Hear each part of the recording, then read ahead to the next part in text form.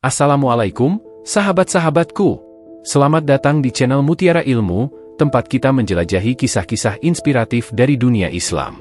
Kisah yang akan kita bahas hari ini bukan hanya tentang kesulitan, tetapi juga tentang harapan, keberanian, dan pelajaran hidup yang bisa kita ambil.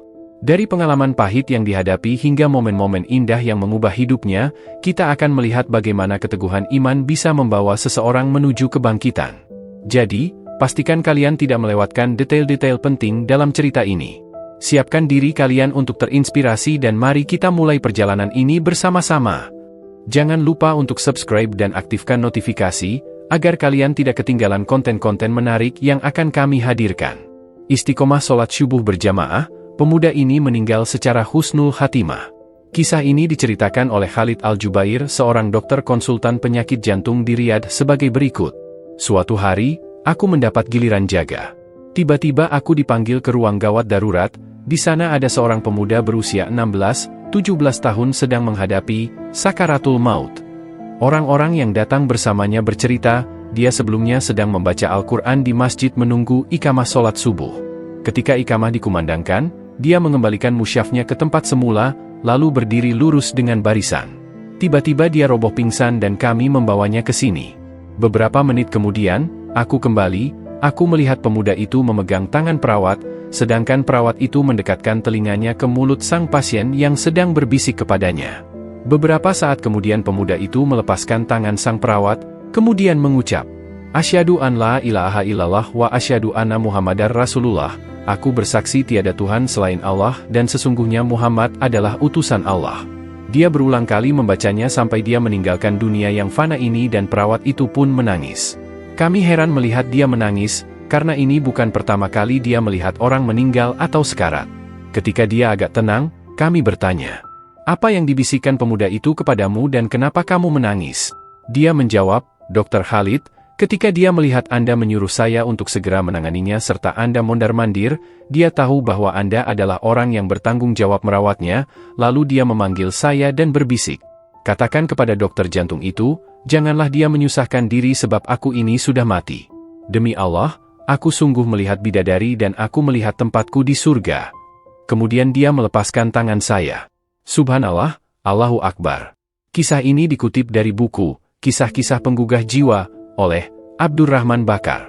Semoga tulisan ini dapat membuka pintu hati kita yang telah lama terkunci, khususnya sahabat muslimin, laki-laki, untuk istiqomah sholat berjamaah di masjid. Saudara, sungguh, sholat yang paling berat bagi orang munafik adalah sholat isya dan sholat subuh. Sekiranya mereka mengetahui apa yang terkandung di dalamnya, mereka pasti mendatangani keduanya, sekalipun dengan merangkak. Khair. Bukhari Muslim. Banyak ulama hadits menilai tentang penjelasan hadits ini, di antaranya bahwa untuk menilai seseorang apakah sungguh-sungguh beriman atau malah munafik, maka dapat dilihat sholat subuhnya. Sholat subuh merupakan satu di antara sholat wajib 5 waktu yang mempunyai kekhususan dan memiliki keutamaan yang luar biasa. 1. Merupakan sholat paling utama yang diwajibkan pada kaum muslimin. Merupakan sholat yang sejak awal disyariatkan tetap 2 rakaat. 2. Adzan subuh berbeda dengan adzan sholat wajib lainnya, dengan menambahkan, "Asyaltu khairum minan naum", sholat itu lebih baik dari tidur, sebanyak 2 kali. 3. Rasulullah Shallallahu Alaihi Wasallam memberikan doa khusus setelah sholat subuh, yang berbeda dengan sholat lain. Doa ini sebagai tambahan, wirid, penutup sholat.